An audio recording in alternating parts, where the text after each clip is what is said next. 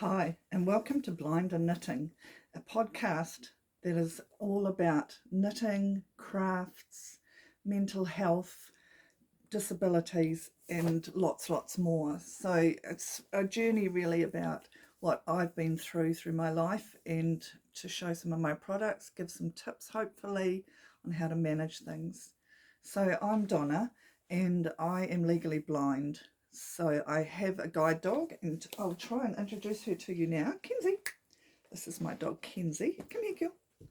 Come here. It's not going to be easy.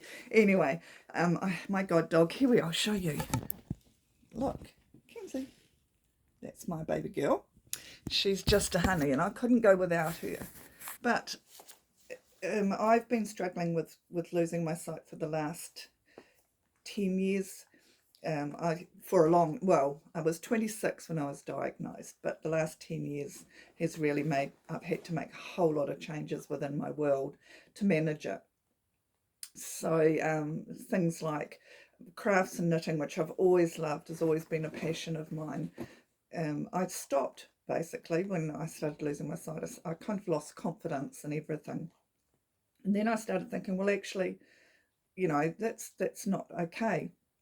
My mother was disabled. She had one floppy arm. It just didn't work. She had got polio when she was 3, and it never stopped her from doing anything. She knitted, she sewed, she was a fantastic cook. She took care of 2 babies just with the use of one arm. And I'll show you along the way, along my journey of podcasts, how she used to do that. But yeah, that's she's a real inspiration for me. She also lost her sight. It's a hereditary disease called retinitis pigmentosa. So by the time Mum passed away, she was almost fully blind. But she knitted right through until things got really difficult. And I'm determined to do that too. I'm determined to find a way. So I guess my motto over the last 10 years is find out what I can do, not what I can't. So it's a matter of pushing my boundaries to find out what I can do. And of course, what that means is that there's lots of lots of accidents, lots of embarrassments, lots of silly things happening. In the knitting world, there's lots of frogging. So yeah, it's been a journey, and I thought it would be a journey to share, with the hope that it kind of helps someone else along the way. I'm just having a cup of tea down here. Good old Kiwi, you've got to have your cup of tea handy.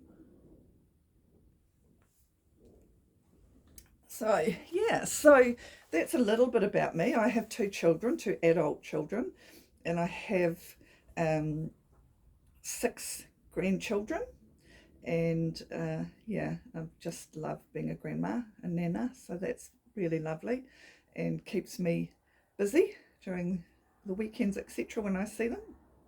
I have been very blessed with a wonderful family, a very supportive family. We are very close, my sister and I. My sister has 4 girls and I have 2 children. They grew up just like a family of 6, so they basically think of each other as siblings rather than cousins. And the same thing is happening with their children. They are growing up as siblings rather than cousins, very, very close. So, yeah, I love that, and I'm really, really blessed. This eye disease is through the family, so a few others of our family have been diagnosed or will possibly be diagnosed in the future. And I guess in some ways that means that I kind of have to be a bit of a role model in some ways.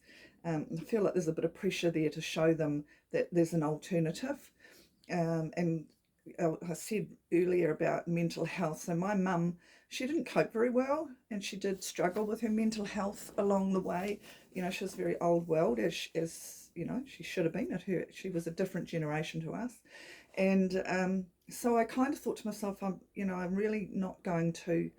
I'm respectfully going to do the opposite to what Mum did in lots of ways, just to protect my mental health, because living with a disability is, it's bloody hard. And if you're out there listening to me and you do have some sort of challenge, an invisible one or a very visible one, you'll understand that it's very, very hard. But I do not want to be just sitting in my armchair with sort of whistling away doing nothing. So I'm determined to be as functional as possible, and that does mean to challenge myself. So I'm just watching my dog. Sorry, I'm scared she's going to start nutting off at somebody walking down the road or something. So that's a little bit about me. I'll just check my notes. Yeah, I am a social worker. I have been a social worker for over 30 years. Really passionate about helping people, through challenging times, through some difficult stuff that goes on in their lives, and through my personal experience and also my background, professional experience. And I have a degree in psychology and a diploma in social work, and lots and lots of other ones, but those are the main ones. And so, learning that psychology of how the brain functions and how you can manage that within your mental health. Knowledge is power. So once you kind of have an understanding of that, that really helps. Social worker. So mother, nana, social worker. My partner's a farmer, so we're lucky we live out in the country. It's just beautiful. We've got some stunning views, and I'm sure that you'll see these along the podcasts. And it kind of sits really well with me, sort of when I work in town in the hubbub. I only work part-time now because it is challenging.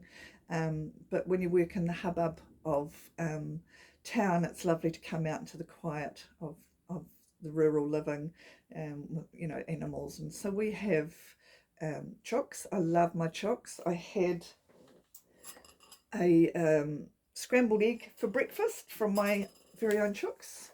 There's nothing like the taste of a fresh egg straight from the chook house. And I used to be scared of chooks. Funny that, isn't that an irony? But not anymore. I really enjoy having chooks. And we built our house, so it's taken quite some time to put it together, and we're still sort of a work in progress around the yard. So I haven't had a veggie garden for a long time, and I couldn't have a veggie garden in our last place we lived because there was peacocks there, and they would just destroy everything. So we're finally getting a veggie garden together. So I've had my son-in-law to be, build 5 raised garden beds and 3 semi-raised ones, and so I've got 8, and I'm so excited. I've got it planted out every day. I go out there and just look for the next thing that's poking its head up and what it's doing. So I'm sure along the way I'll show you some of those things as well. A little bit more about me. So I'm a Rotarian. I love Rotary, and it sits well with my desire to give service to the community. I love serving our community in any way, and our Rotary Club is a service club and certainly helps a lot of people. So really enjoy being a Rotarian. I play guitar. Now I say I've been learning guitar for 30 years, and the reason that that's the case is because I don't practice, which isn't good. I should practice, and then I wouldn't. Every time I pick the guitar up, I fumble through, and but if I practiced, I'd probably get better.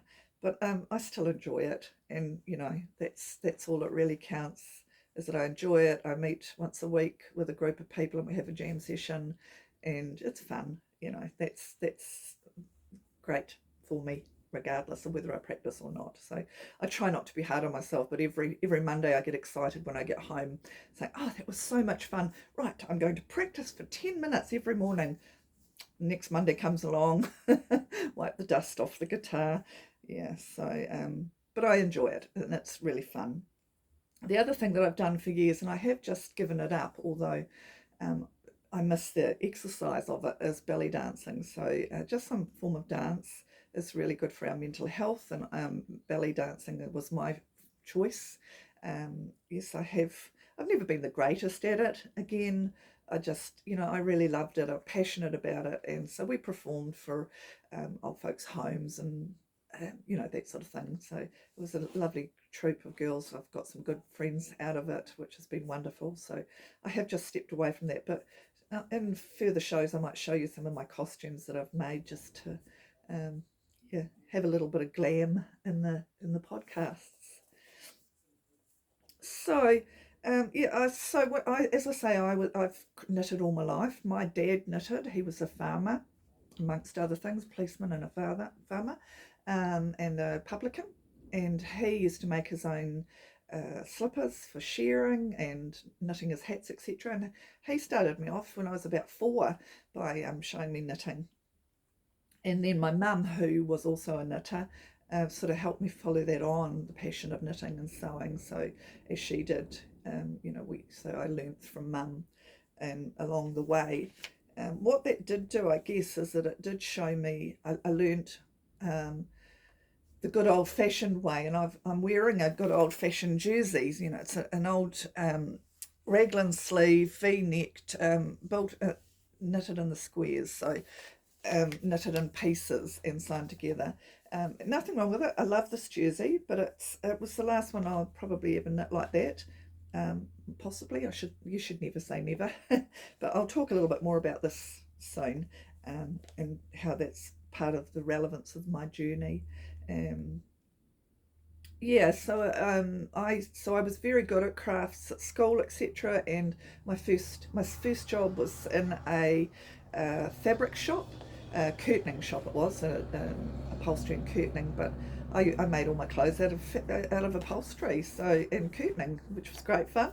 So I used to sew a lot. In fact, I sewed just about everything. Very rare for me to buy something. I made just about everything, including underwear and petticoats and gym gear, all of that stuff I made along the way. It was one of those ones that was kind of stitching things as I'm going out the door, going out. And it was the same when I had little kids, but then my children got to the stage where, it was embarrassing wearing homemade, and we got into the late 80s and the 90s, and it was a really consumerized time, through time. If you didn't have the labeled stuff, or you had to have the same as everybody else, and so it did change things a lot. And I'm guessing for a lot of sewers and crafters along the way, even gardening, you couldn't, God forbid you ate an imperfect looking, piece of fruit or vegetable, or and they all had to be all the same. And so, the 80s and 90s, they've got a lot to answer for in some ways, and I was in it too. I was the consumer queen, as we did in those days. We wanted to do what we thought was the right thing for our children. But looking back now, of course, it's like, whew. But that was a journey that we were on. So my next job was at Bonina, so Bonina Sewing. So I used to sell Bonina sewing machines. I'm still. As you can see my Bonina here.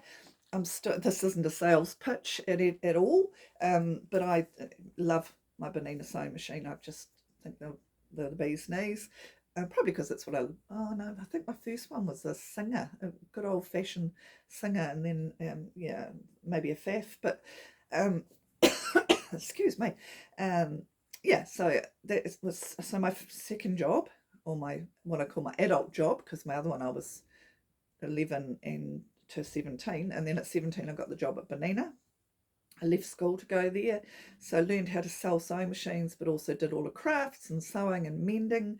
And in those days, we used to make homemade buttons, covered buttons, and covered belts, and we had a lovely lady there that used to repair stuff and replace zips out of jeans and things like that. So, picked up a lot of knowledge there.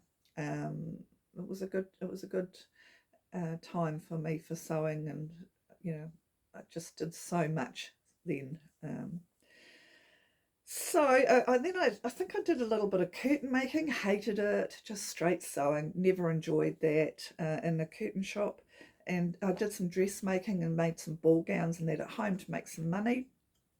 I kind of discovered that after a while it was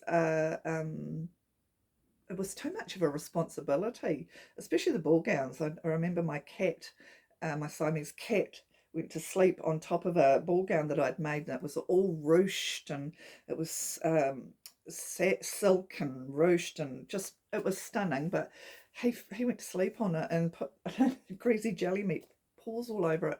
And I think that was the last one I ever made, because it cost me more to get it dry cleaned than it did to what I charged to sew it.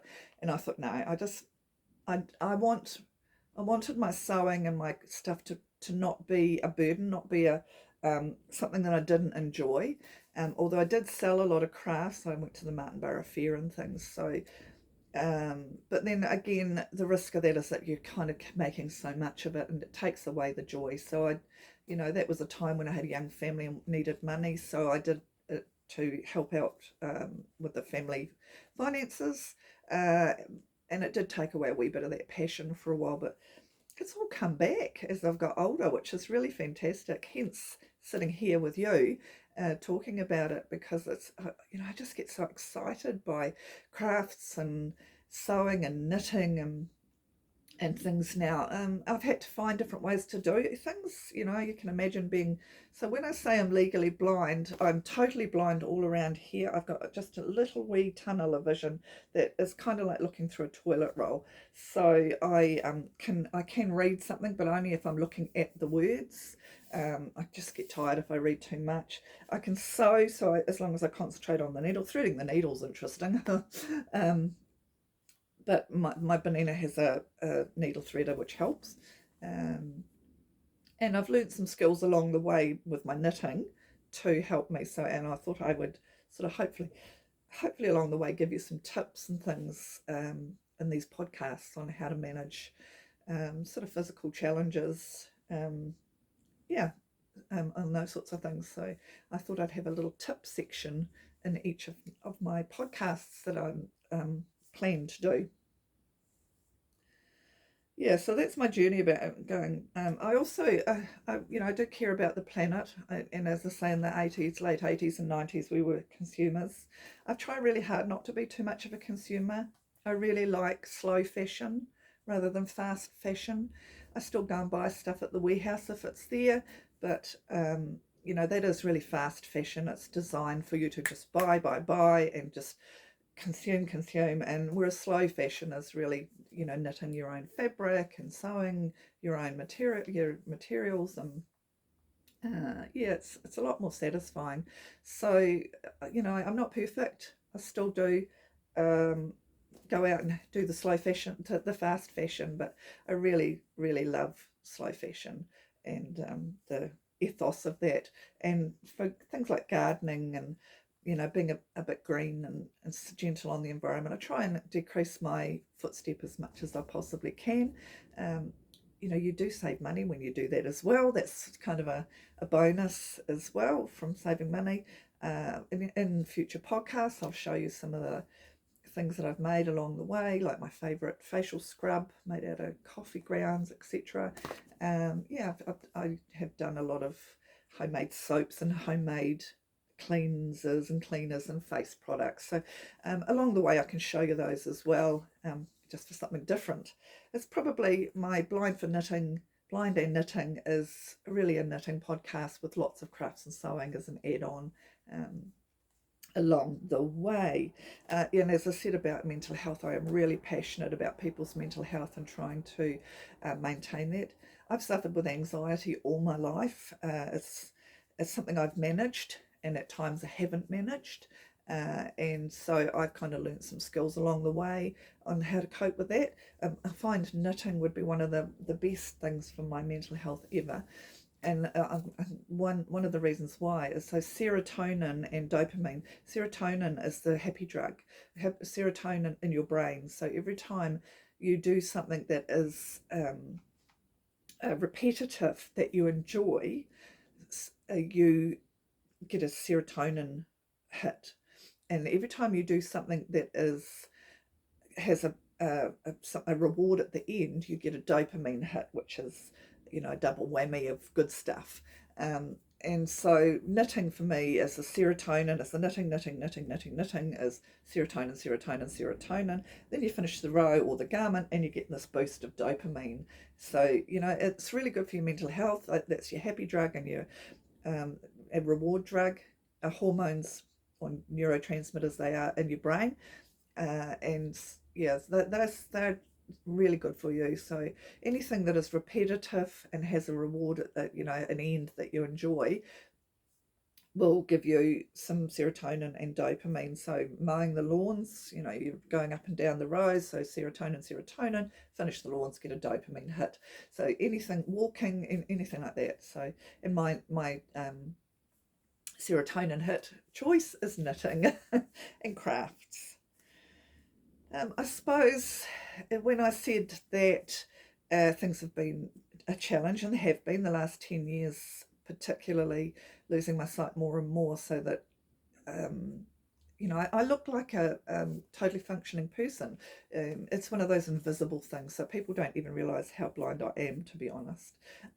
People that live with me do, because they see me walk into walls and doors and all that sort of thing that goes with it. But a few years ago, I thought, no, I actually need to challenge myself.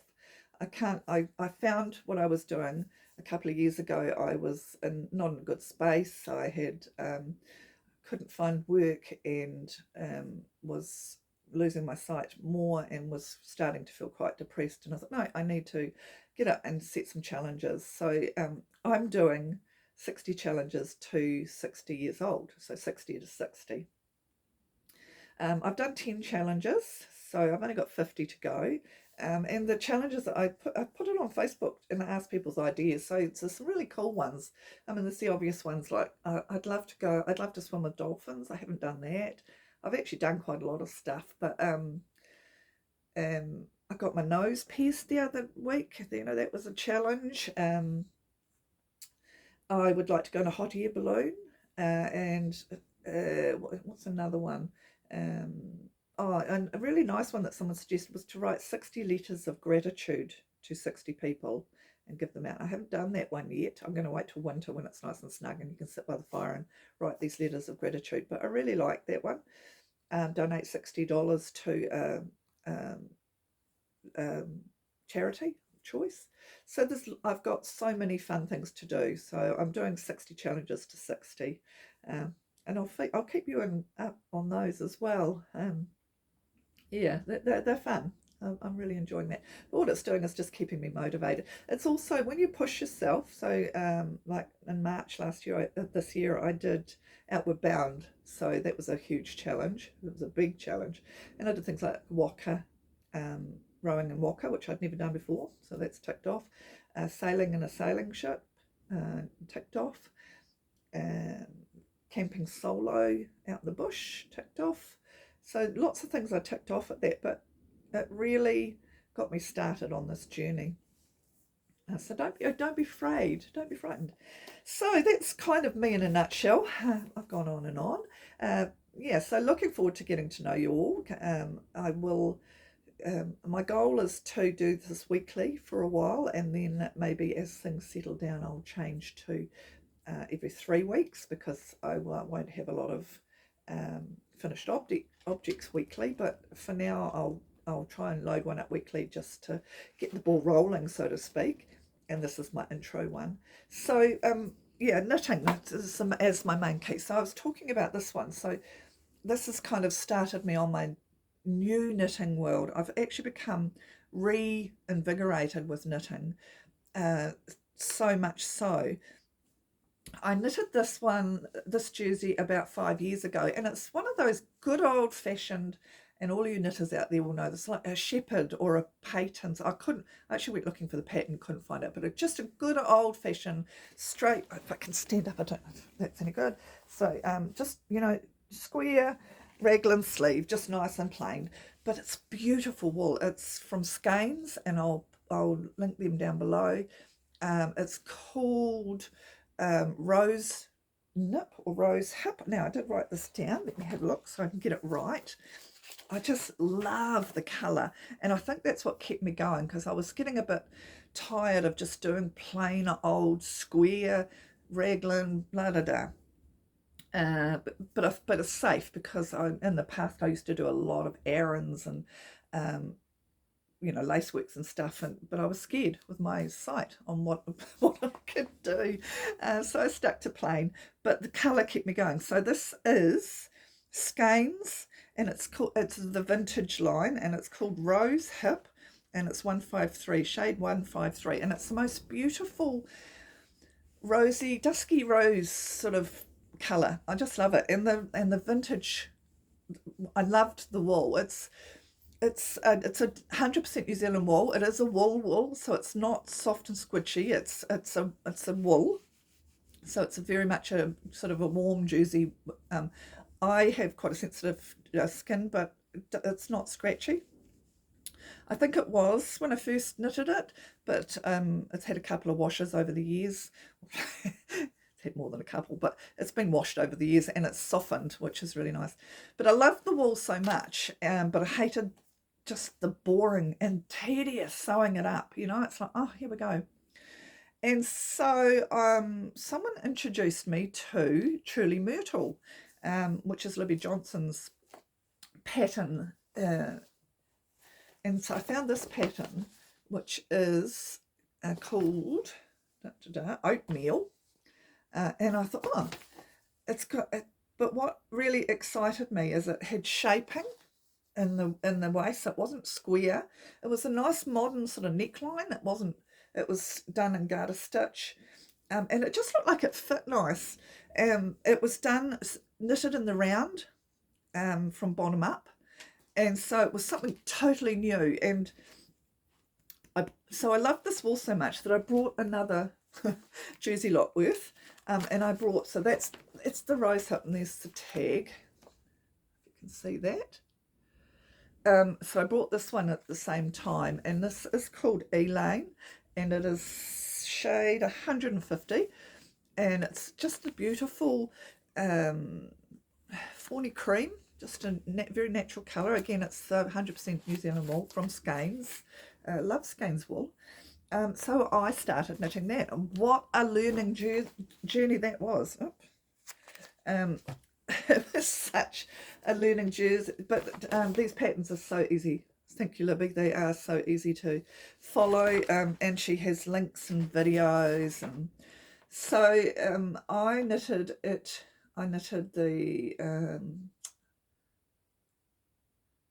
second to last size, and I'm not going to look because I can't read it for you. I print the patterns out. I can't read them very well, but I print them out because I just like to have the paper copy because it just feels good. But I do use my phone, and I stretch because I can see my phone. That is my amount of view.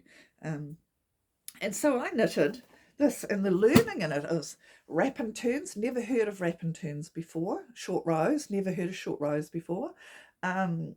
3 needle bind off. I thought, what's and I'd never knitted with circular needles. So by the time I'd finished it, I was in love and just so remotivated. So here's my oatmeal, and I will wear it one day so that you can see it on. When I first made it and put it on, it was tight and small, and I thought, oh no, because I had that was the other thing I learned is swatching. I had the right gauge, so I was really worried. But another thing I learned, I was such a learning curve, was blocking. So after I'd blocked it, it fit beautifully, and it follows the contours of my body. It's super. I mean, that's a beautiful wool. It's the same wool as this. If anything, it's probably a smidge softer, and I'm not sure whether that happens with different batches. It does feel a little softer, but it still has that 100% wool feel about it. Yeah, so I really enjoyed that, but that really got me motivated, I guess, on learning new stuff. I thought, I started thinking, oh, this top down and bottom up and circular needles. I mean, where was that 3 needle bind off when I needed it all those years ago?